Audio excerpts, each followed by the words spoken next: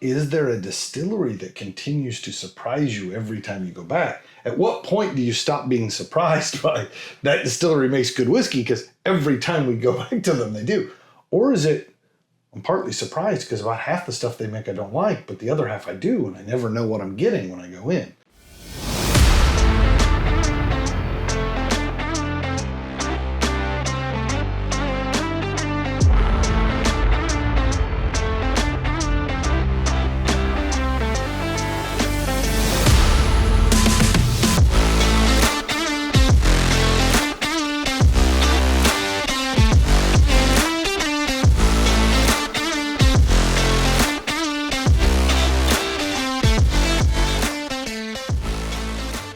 Surprise everybody, not who you expected, not even on the right side of the screen that you normally see. I'm Aaron, this is Tom, not Gavin for the Noble Dram. So, Gavin couldn't make it tonight. We said the show must go on, and I conveniently got Dad to set in for me. So, Dad, thank you very much for being here. Thank you for asking me. We're looking forward to doing this a little different than normal tonight. So, tonight's theme, and the fact that it's a bit of a surprise for you guys to not see Gavin on camera, I thought that's a great idea. Let's talk about surprise bottles. Not bottles that just mysteriously show up in your stocking on Christmas morning, but like bottles that you go by kind of not sure what you're going to get, and then ultimately turn into one that you really enjoy. So, to that end, I gave us the task. We each had to run through our list of memories and think back to which bottles were the ones that when we first started sipping, we're like, man, that's a good one. Did not see that coming. So, I'll get the show started. I knew we'd get there. He's breaking in a new tongue. So, my bottle is the M&H Classic Malt. So, get a little pour for Dad here. What does M&H stand for? Well, you're getting ahead of me. I've got this written down on my notes. Okay. So, M&H actually stands for Milk and Honey. This is an homage to the Old Testament, on which the promised land of Israel was often referred to as the land flowing with milk and honey. So you think to yourself, why would you pick references to Israel for a whiskey? Well, that's because this is made in Tel Aviv, Israel. So, a place very well known for the whiskey making. Yeah, this actually is the first whiskey distillery in Israel. So there's a couple things that get a little unusual when you start distilling whiskey in Israel, right? Israel is a hot and sometimes dry climate. So master distiller, a gentleman by the name of Dr. Jim Swan, is a proclaimed world expert in not only hot climate distillation, but also hot climate maturation. So you think to yourself, well, what makes you a world expert in distillation or maturation, regardless of the climate? And so the claim to fame for Dr. Jim Swan is he is the creator of the STR process. Are you familiar with STR? I just happen to be. Okay, so for those at home that aren't, tell them what STR stands for. Stands for scraping. You take the used barrel. If it's going to be a first fill, it's not had any of this kind of whiskey in it, and you scrape it out, and you scrape off all the inside wood, and that's the S is for scraping. Scraping, and or then, shaving sometimes. Shaving. Shaving. And it's a different kind of razor than I use. Once you get it shaved smooth, then instead of using a blast to char the inside, you heat the whole barrel in what they call a toasting mechanism or toasting procedure. You right. Not know the correct words, and then after you toast it, then you go in and re-char it with a torch so that you get a crocodile skin effect on the Absolutely right. So the STR approach is commonly used to kind of refurbish used barrels, trying to bring back some of those classic wood notes. But because it's a used barrel already, those flavors aren't as pronounced, which actually makes a lot of sense if you're in a warm climate where barrel flavors tend to impart quickly.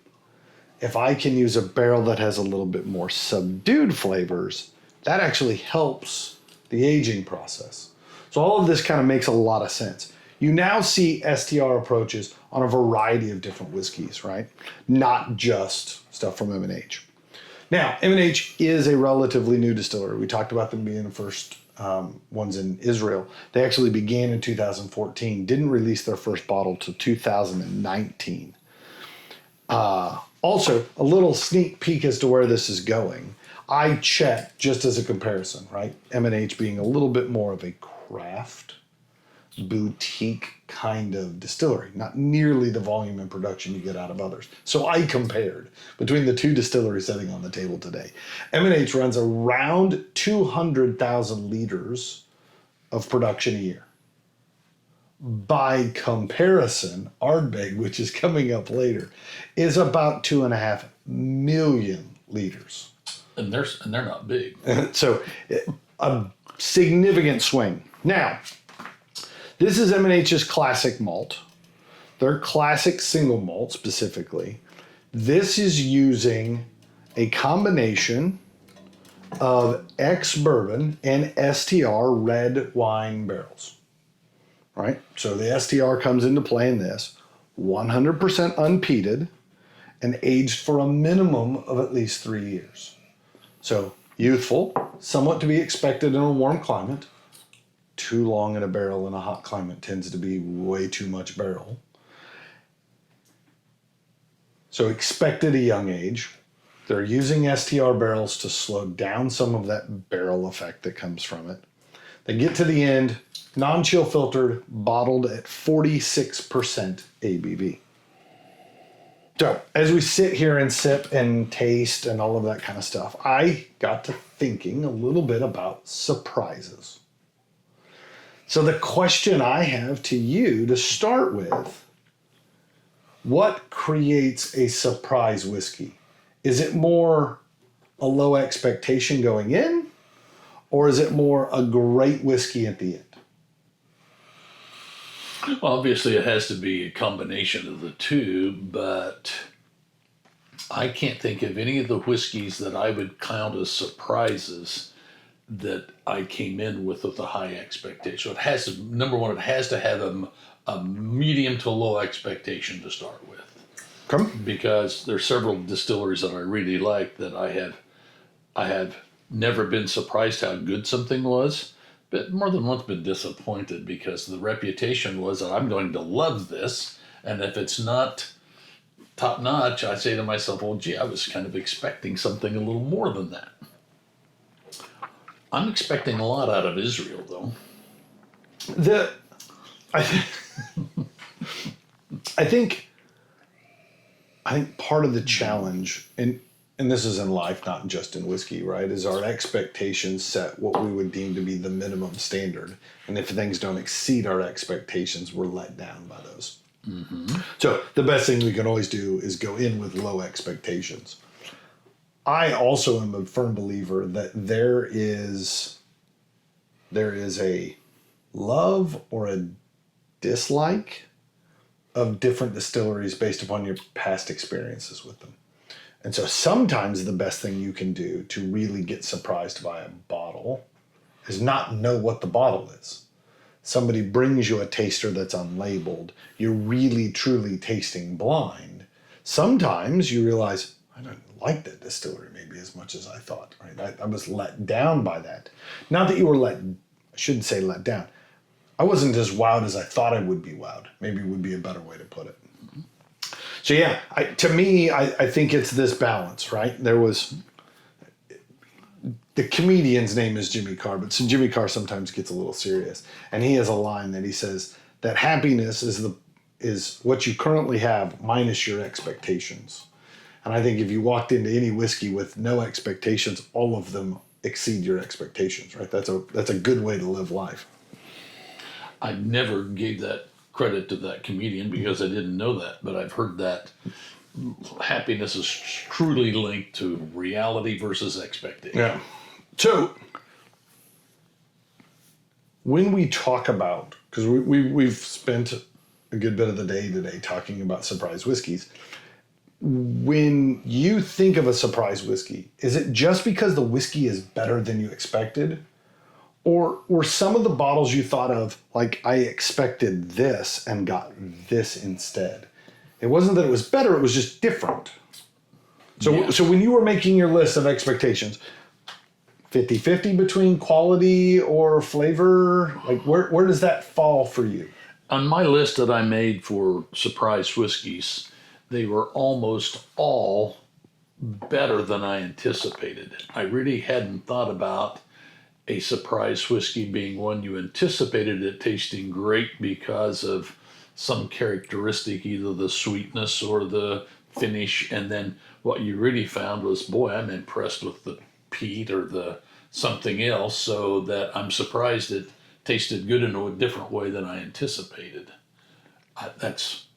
But can I ask you a question? Of course. I don't mean to interrupt, but it's not on the list. How did you happen to come by and I don't usually go to the liquor store and say, please, can I have your best Israeli whiskey? We were down there buying Israeli things in general. We had couscous and no. So we were getting ready for Passover, and we needed whiskey. No, I'm teasing.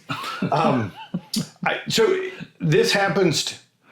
So for those who've watched previous episodes, I think what you'll realize pretty quickly is there's very little things that Impex Beverages brings into the country that Gavin and I are not big fans of. Impex happens to be the importer for this. The local liquor store, the great big downtown store, they're big supporters, big pushers of Impex products. And so it was recommended by the guy downtown when I was down there, and I kind of took a flyer on it.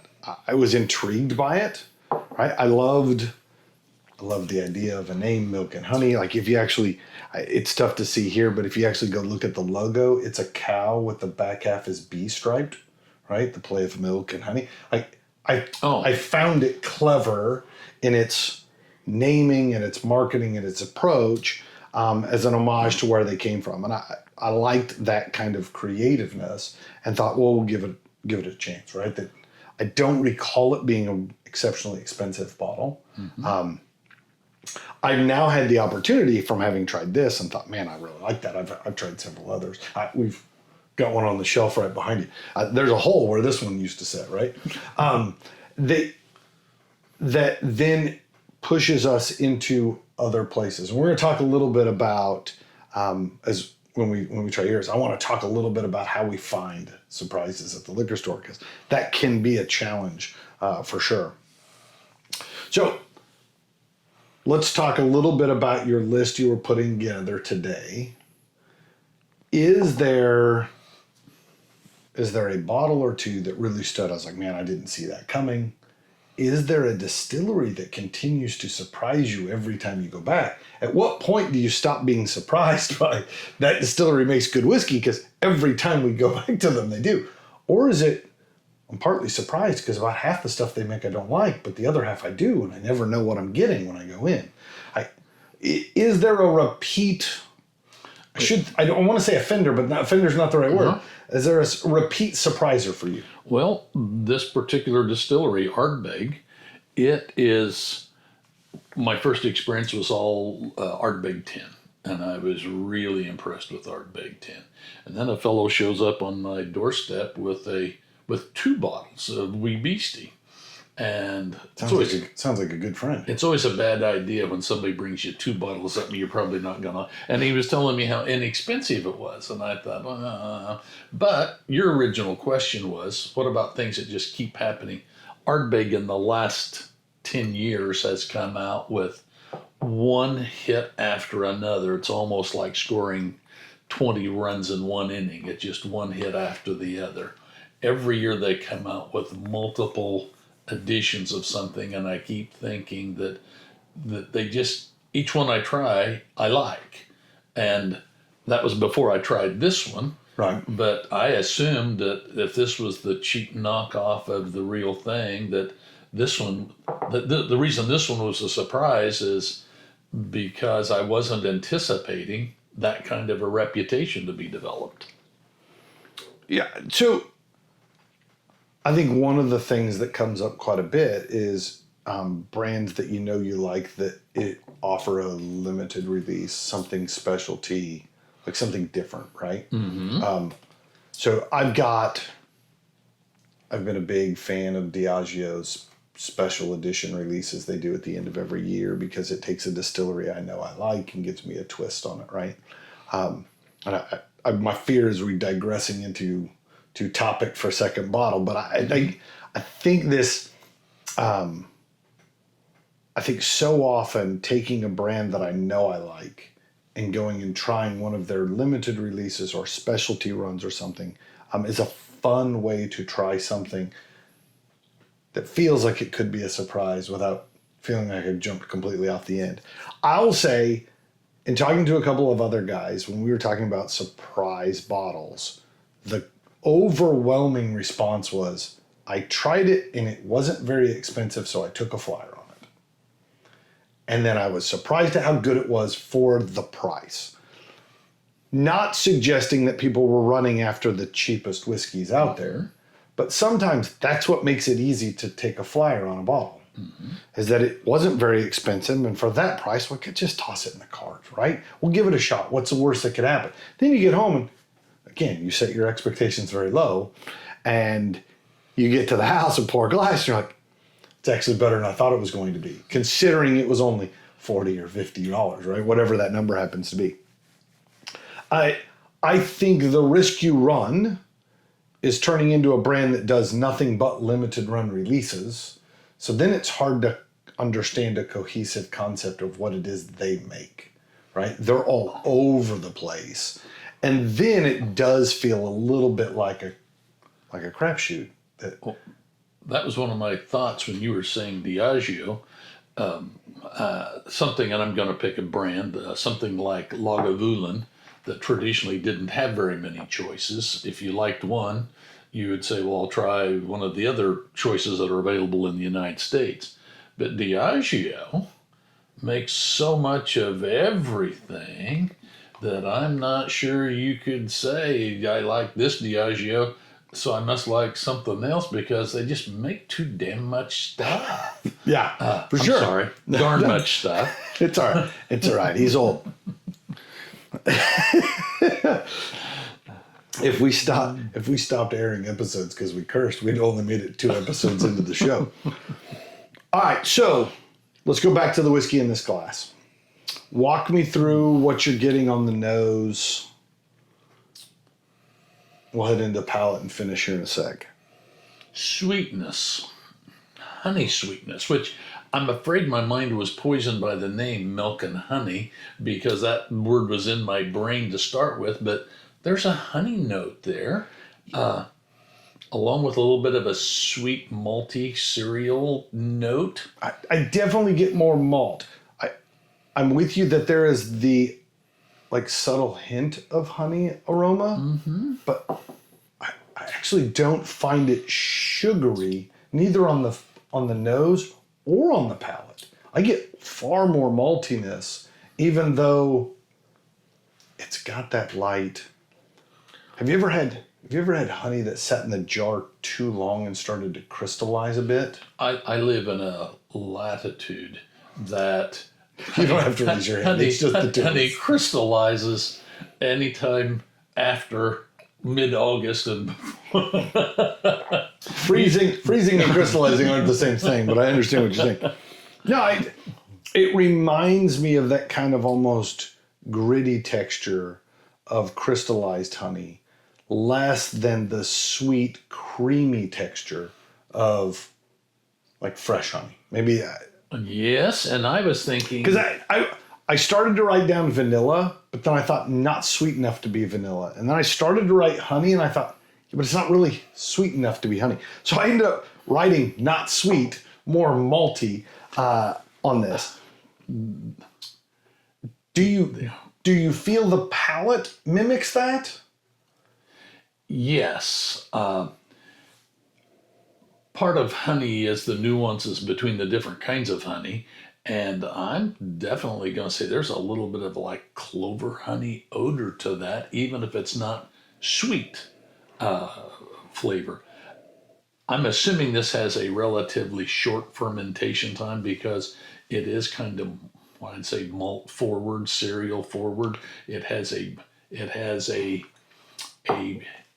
cereal grain malt flavor to it that I can say that I like that. Yeah. So a lot of times people ask me what malt, like when we say malty, what does that mean, right? Like how do you, how would you correlate that to something else? So I have always said, if you've ever opened a bag of Cheerios, the aroma of a bag of Cheerios has got that dusty grain kind of maltiness to it.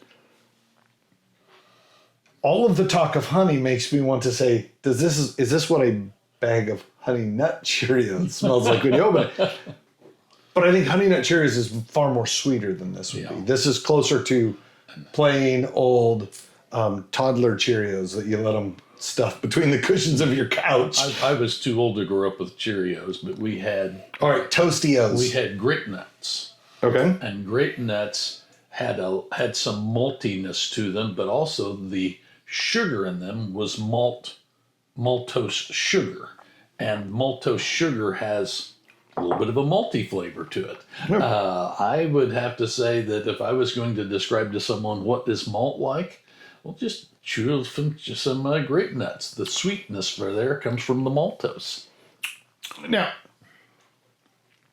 to the palate, you said stays consistent with the nose? You think it's the same? There is a definite red wine character, cherry, red berries, dark berries, kind of a note to that, that I'm assuming comes all from the red wine cask. See, I didn't pick up on any of that. I had actually written down, I was surprised there wasn't more red wininess to it. And I'm gonna go back and take another sip here in a sec.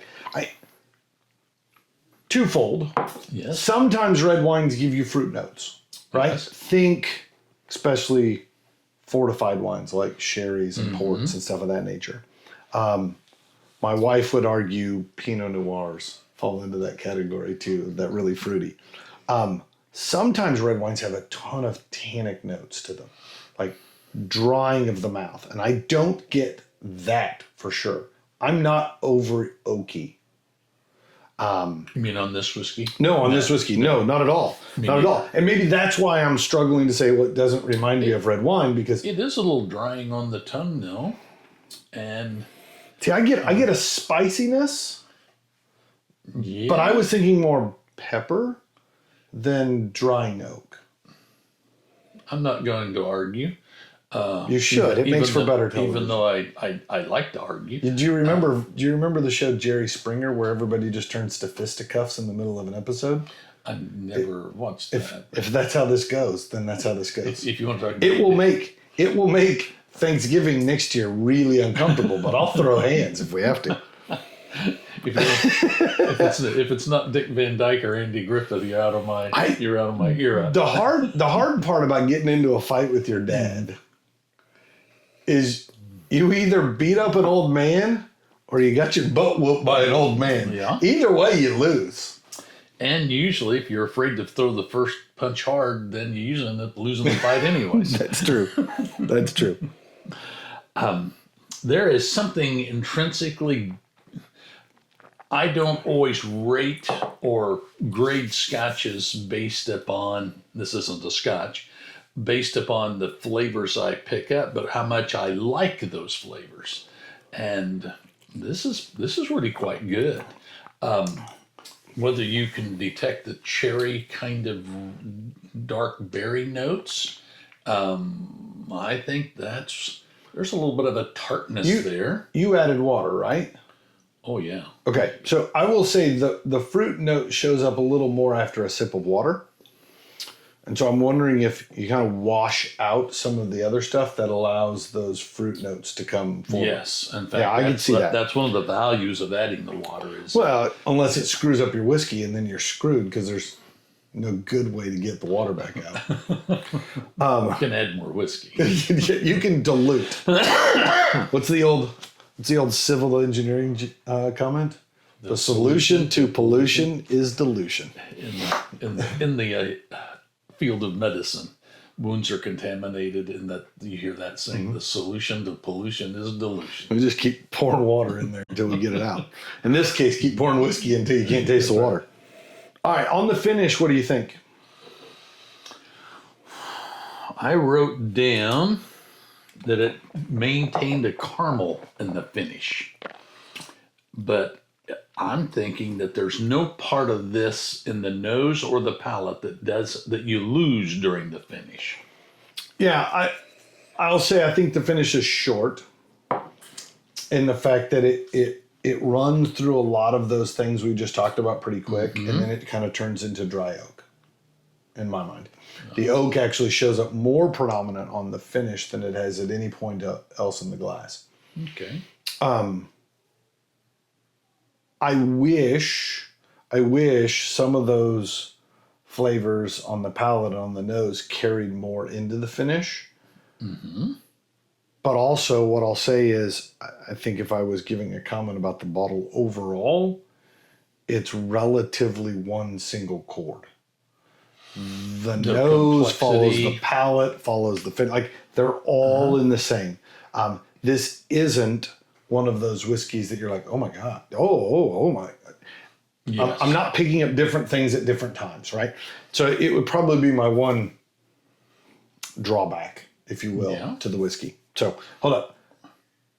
I'm afraid I got ahead of ourselves here. I didn't give it a number, but I started talking about an overall. The rule of the episode is the bottle I present, you score first. So without looking, you've already written yours. I've already written. I write it down ahead of time because I honestly think when we do this, Gavin cheats and he waits for me to say my number, and then he just adds one to it. So that way it's like he wins. You realize we're being filmed here. He'll say Gavin cheats. I've told it. When he said Gavin cheats, he really didn't mean Gavin cheats. So just get that out of your head. No, I think what I was going with is Gavin cheats. He doesn't like me having a higher score than him, and so I think he likes to go one up. So you're wanting to know what I think about this? Yeah, give it a number. In the grand scheme of single malt whiskeys, Scotch whiskeys particularly, this is one that if I saw this for $60, $80, I'd probably buy one. Okay. If I had something else on the shelf, then I only had enough money for one, I might pick a different one. So I'm thinking that somewhere around 84, 83. 83 is what I'm going. 83. All right. 83. I'm writing it down. Locking it in. Final answer? Final answer. Final answer. You don't want to phone a friend? I don't have any friends that aren't here. They would Gavin's gone. So what's he going? Quit bothering me about such. All right. So I agree with you. I like the bottle. I don't have any objection to having owned a bottle. I've bought bottles for friends that wanted to try something different, something unusual. I think that's exactly where this falls. This one's an 81 for me. Nothing wrong with owning a bottle, but I'm not beaten down the door at 10 a.m. to be let in to go buy this bottle. If you told me that you're going to go to Israel and buy the only whiskey distillery and you were going to end up giving it an 81, 83 rating, I'd say I'll be surprised. Yeah. So it does strike me that if I found myself in Israel, I'd swing by the distillery and see what else they had and try something, right? They have earned a potential repeat business with that bottle, for sure. I'm impressed. All right, so set this one to the side. For the last couple weeks, we've been teasing a big announcement coming. That's right, the Noble Dram has a barrel pick. But we don't half-ass anything here. Not just one barrel pick, we got two. Larceny, barrel proof, and Elijah Craig Barrel Proof. We want to give a special thanks to the guys at M&R Liquor here in Northwest Houston that helped make these barrel picks possible. With them, we've reserved a limited number of each barrel pick for you, our noble listeners. For everyone who goes online, reserves a bottle before they go on sale to the general public, you get $10 off per bottle. Follow the link down below in the comments to reserve each one of these bottles. And don't miss a chance to enjoy 2 delicious drams. Cheers.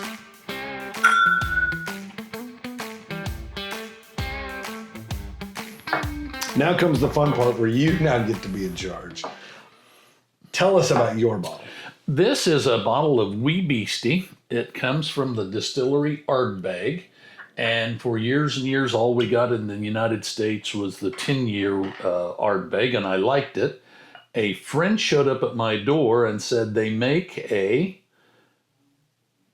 Ardbeg that is only 5 years old. Okay. And he had tasted it and he liked it, and so he bought me 2 bottles, primarily because they weren't very expensive. But Then you're a lush. well, I also do a Scotch tasting club where he thought this would go quite well too. But if you only bring 1 bottle, you always run the risk that, well, boy, if this is really, really good, they only got 1 bottle. But if somebody brings you 2 bottles, it's like, ooh, this is a bad omen. I don't like what it says about me to buy 2 bottles every time I buy something. That makes me feel like I have a problem. However, the alternative is to buy a bottle, race home, uncork it, and take a sip just to find out if it's worth having a backup bottle or not. And then what that means is every bottle I buy, I open, right? Immediately. Yes. And so I run the problem of having way more bottles open than I really need at any given moment, considering how much I can drink before I suffer liver failure. So there's very few whiskeys that I could name probably all 3 of them that for the first time I tasted one, I sent word out, I need 2 more bottles of this in case they quit making it right away. We made reference to limited release runs. Mm-hmm. Those are far more apt to fall into that category for me. That you get home and you try it and you're like, this is my only chance to get this bottle. I would be remiss if I didn't have another 1 or 2 or whatever on the floor. For marketing purposes, sometimes a distillery says, we think we're going to make this every year for forever. Right. But the first year they call it a limited release, and then if it doesn't sell as well as, or their public response isn't as good, so you think, well, boy, this is a limited release. I'm going to have to run out and buy another bottle, only to find out that they make it every year for 10 years. Been there and had that problem too. This is 47.4%. So what was yours? We stepped up. I went from 46 to 47.4. Okay. And it's that 0.4 that gets you.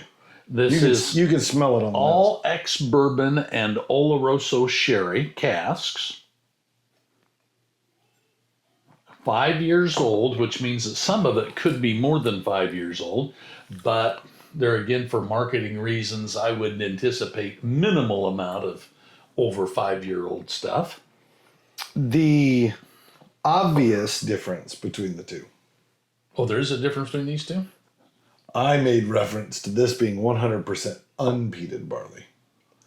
Oh, you think this is... Your Ardbeg is peated. I haven't got to that yet. How did you know?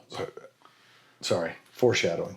As soon as I took the cork off, it was like, oh my gosh. And since I like peat, I thought, oh my gosh. Yeah, for sure. The distillery is very old. It was an illegal still before 1815, and then they started this still.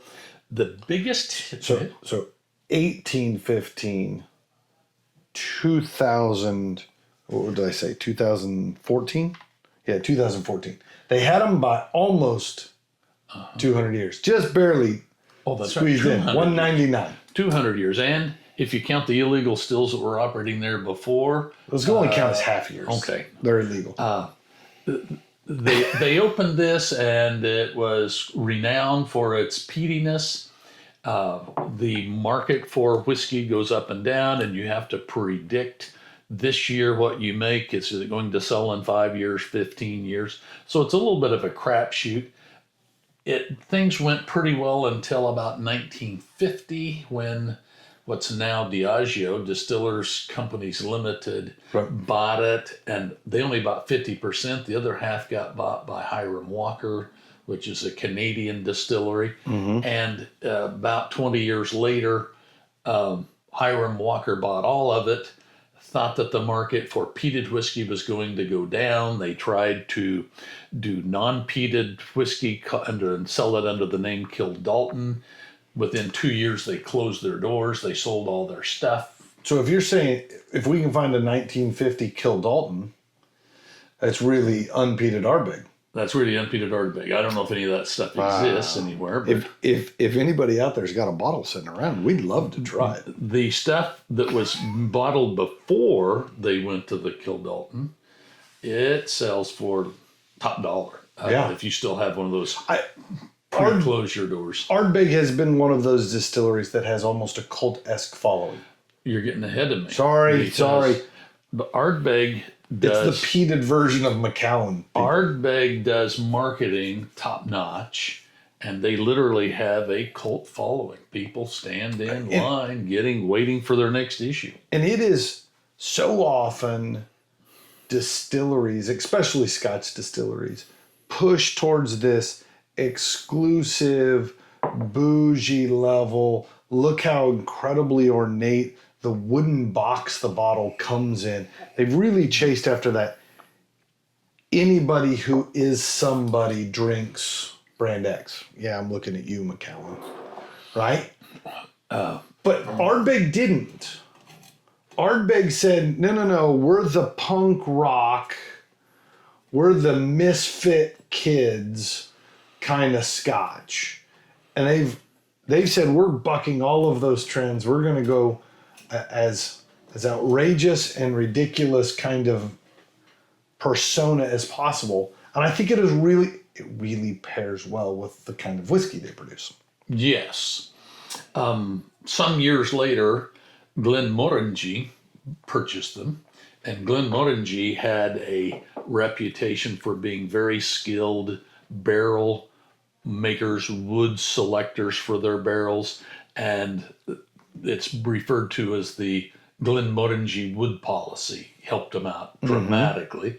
And then it wasn't very many years after that, both of them got bought by Louis Vuitton Moet Hennessy. And Louis Vuitton, sort of an upscale ladies' handbag dealer. And my wife actually asked for a Louis Vuitton for Christmas, and I bought her a bottle of Ardbeg. She was not happy with that. I ended up okay.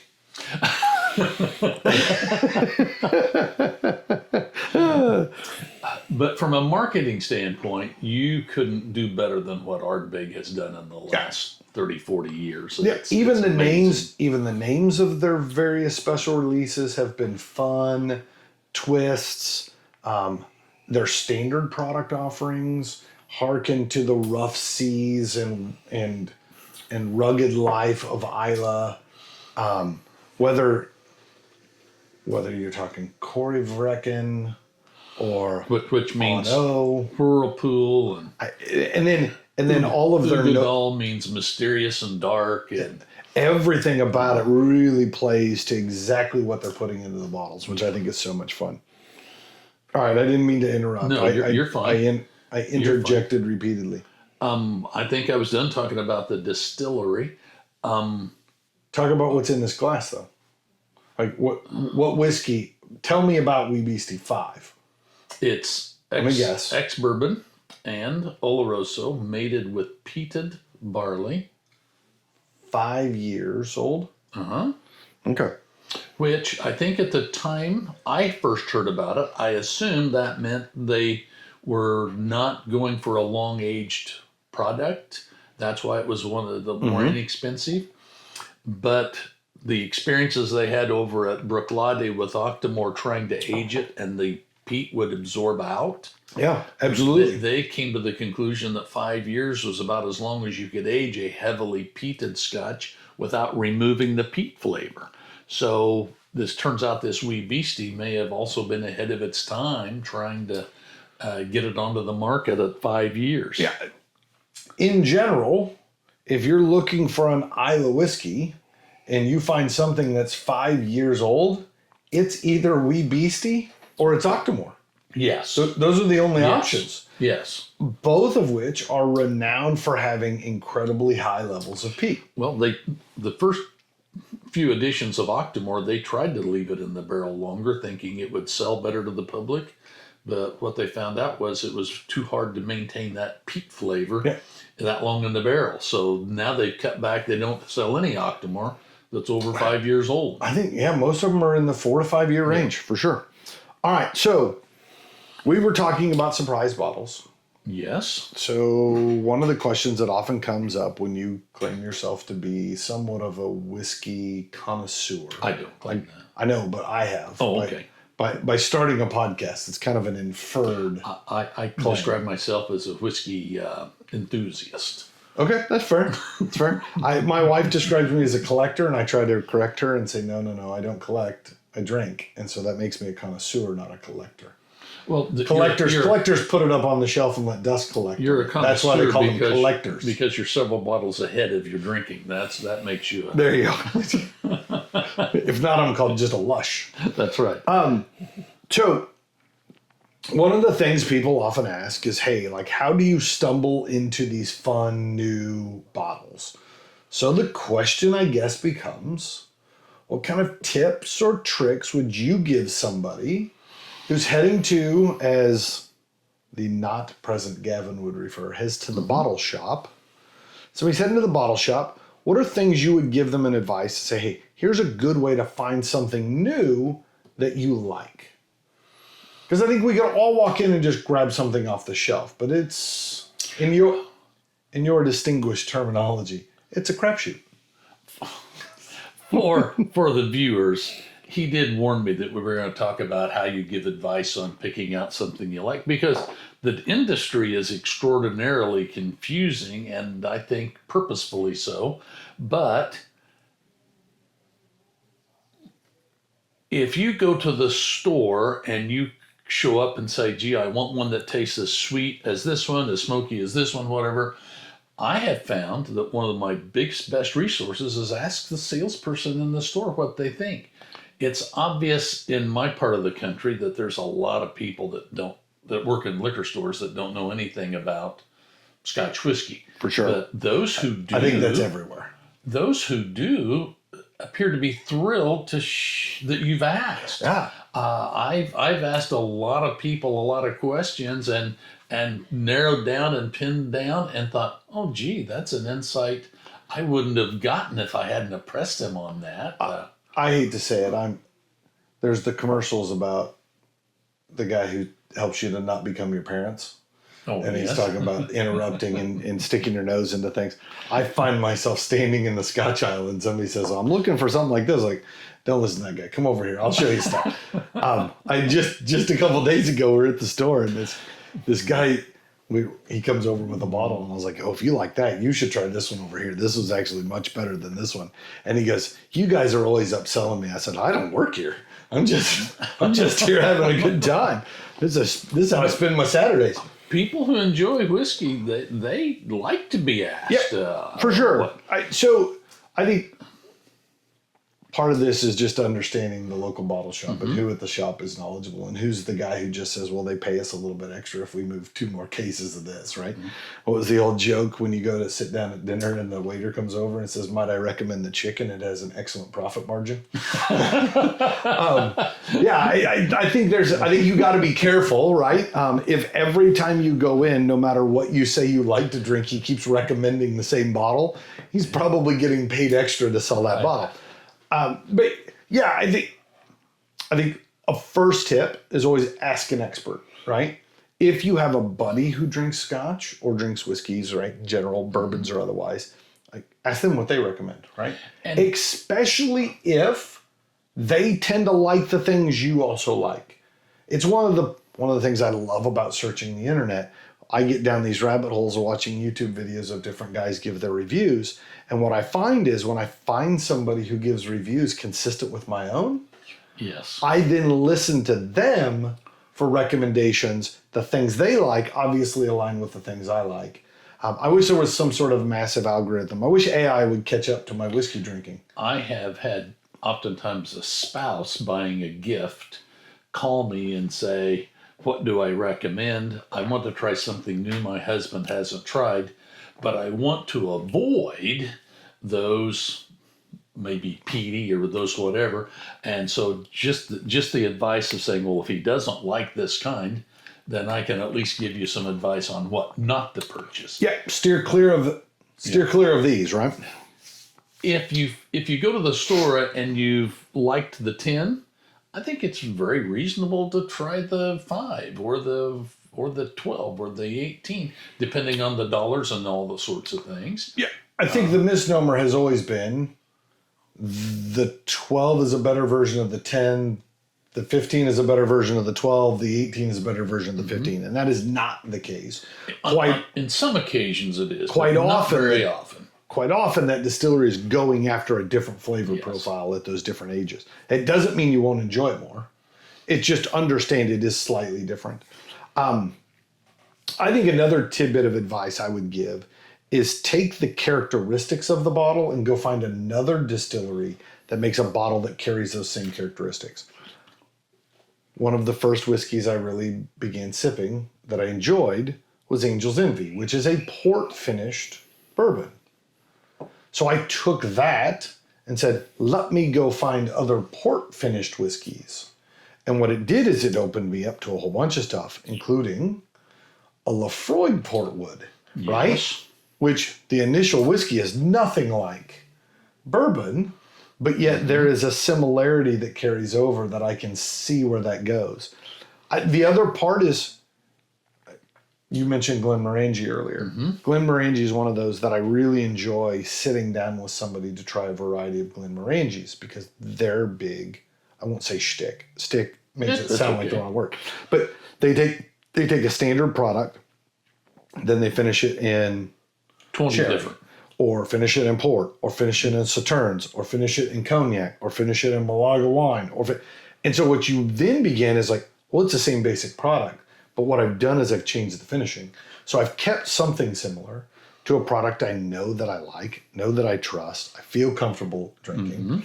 And so that's another way to expand a palate without completely jumping off into the deep end and not knowing what you're getting. There was a long time when I thought anything finished in Pedro Jimenez PX cask was to be chased after. And I don't know which brand originally I tasted that I liked so much, but I probably have 10 different kinds of whiskeys finished in PX. I can tell you the barrel that I tried. It was Lagavulin Distiller's Edition that is finished out in Pedro Jimenez. And I was like, I got to have Pedro Jimenez from now on. And I went and bought anything that had Pedro Jimenez on the label. I was like, I got to have that. A lot of distilleries put it proudly on the front label, PX finished. I even went so far as to go buy bottles of sherry so I could begin to understand the differences between Fino sherries and Olorosos and cream sherries and PX sherries. And what I realized is I kind of like sherries too. Maybe it's just, maybe I just have a problem. Maybe that's the truth of the matter. All right, so. You want to talk about what you get on the nose here? Are you you ready for that? No, I do. Huh? I think you would be remiss to not start with the word peat, right? It's more than just peat. If you walked in the door right now, you'd say, do you have a bottle of peated scotch open in here? It is thick. But it's not just peaty, it's smoky, right? Which often are misconstrued, but they often go hand in hand. Let me put it that way. Like it almost sitting here, it almost feels like somebody has a jacket that they wore out by the campfire last night and laid it over the chair in the room, right? That is in the air without even putting your nose in a glass. So to me, though, and this, for those who aren't big peat fans, you'll find this repulsive. This is very creosote, petroleum-esque. the best way to describe, you sat next to a campfire and opened a new canister of tennis balls. Like that rubbery, brand new tennis ball aroma and the smokiness. I find that excellent. It's bizarre marketing, but people have tried to come up with ways to describe what this tastes like, and they include things like campfire and fire, wood that's been in the fire, and leather and seaweed. And you were talking about like he left his jacket. Well, it was a sailor's jacket, and it had leather. And he'd been working on the. It's got leather elbow patches. Had been working on the something and got tar all over it. Yeah. And then it went up in the fire and laid on the limb overnight. All those words imply something bad tasting, but this is just the good tasting part of all that description. No, it reminds me when we would go deer hunting on a cold winter day, and you'd have to walk across the railroad trellis bridge. Yes. Right. The lumber and creosote smell, the crisp cold air, like everything about this feels like it should be 34 degrees outside while you sit and sip this. If you make a fire out of creosoted railroad timbers, sit upwind, I'm sure that'll give you cancer. Yeah, it would, but it doesn't even smell good. But if you take a down tree and make a bonfire, and have that smoke, and then you put that smoke over down upwind from that railroad bridge. Yep. That's what this tastes like. Absolutely. It doesn't have the unpleasant burning creosote. It has the pleasant sweet creosote and the wood fire. Agreed. Now on the palate, though, I'm going to say this: when everything we talk about starts with peat and creosote kind of notes, right? Mm-hmm. I actually get a bit of a green grassy note to it. Sometimes Islay whiskeys, you get that kind of citrusy, but this more, I won't say like even lemongrass. This is moving into like fresh mown front yard. I don't have it now because my taste buds, but when I first smelled that, lemon came right to my head first. Okay. Yeah, there's a citrus there. I can't say no, it doesn't exist. But to me, this reminds me when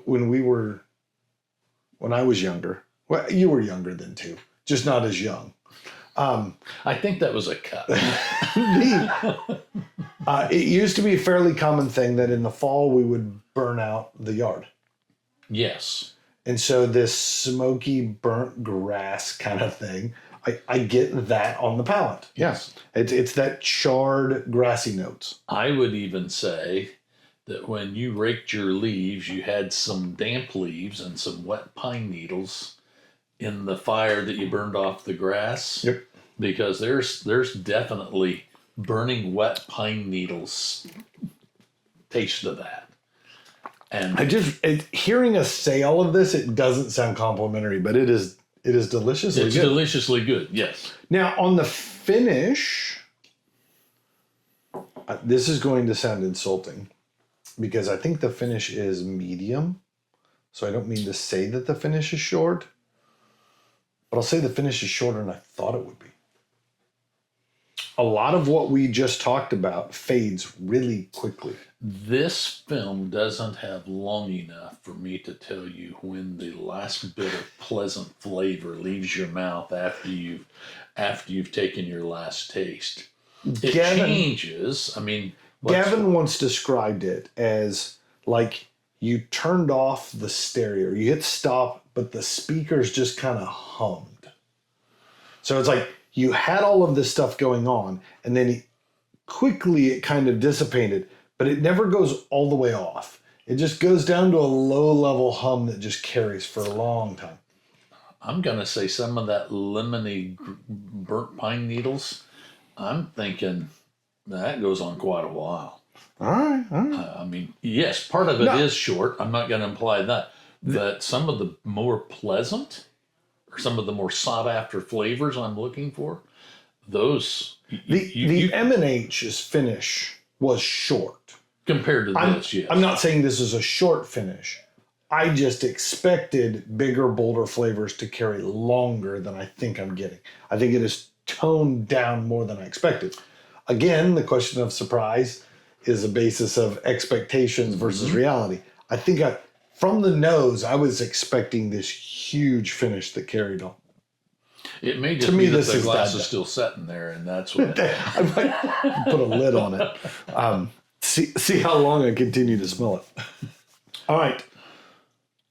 So the rules are your bottle, my score. Oh, hold on. Before you go ahead. Go ahead. No. Go ahead, talk. What else did you want to say? She's going to write this down before hurry quick. Go ahead. I'm going to say my number. Go ahead. I'm teasing.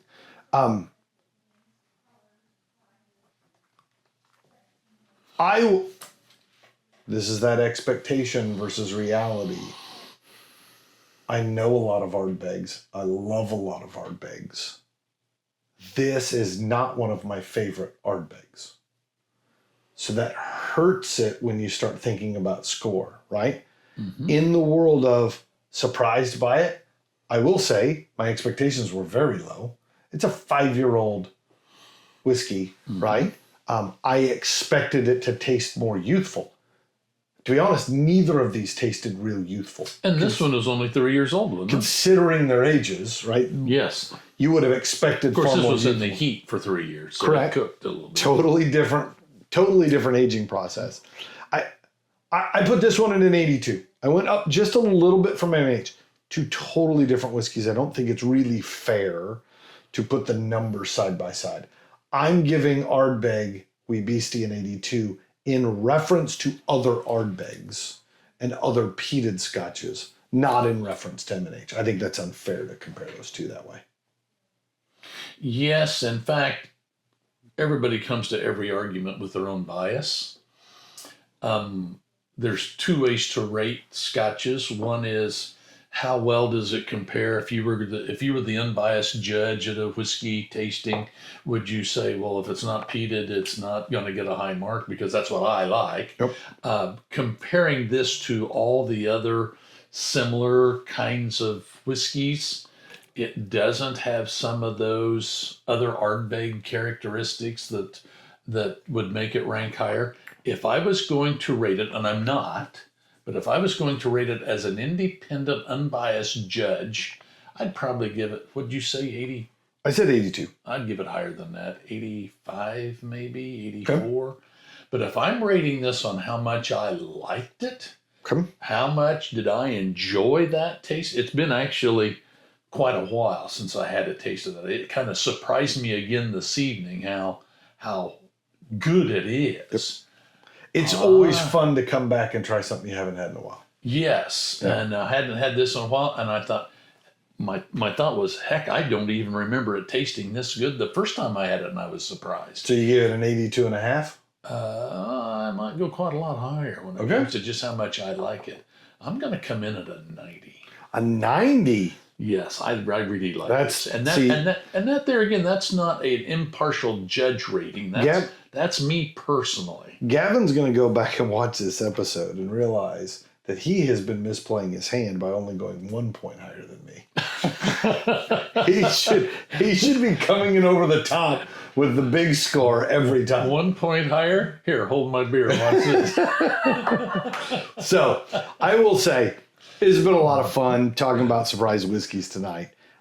It was such a fun surprise to have you here. We can fight with our fists off camera later. That'll be the extended version. All right, so I had to be very careful to make sure I left just enough for a cheers at the end. Gavin's a heavy drinker. He poured me one for Gavin. That's a week's worth of scotch for me. Don't worry, we'll get to the end of it. Don't worry. All right, so to everyone out there, on behalf of Dad, thank y'all for joining us. Cheers. Thank you for joining us. Slansma. We want to thank you, our noble listener, for joining us. We believe each whiskey has a story, and so do you. So give us your thoughts by leaving a comment. And if you have a whiskey you'd like to see us share, let us know. You don't want to miss a single episode, so subscribe to our YouTube channel. And make sure to like and follow us on Facebook, Instagram, and TikTok to stay up to date on the Noble Dram. And if you find watching is difficult, you can always listen to each episode on Apple Podcasts and Spotify. As always, be noble And enjoy your dram responsibly.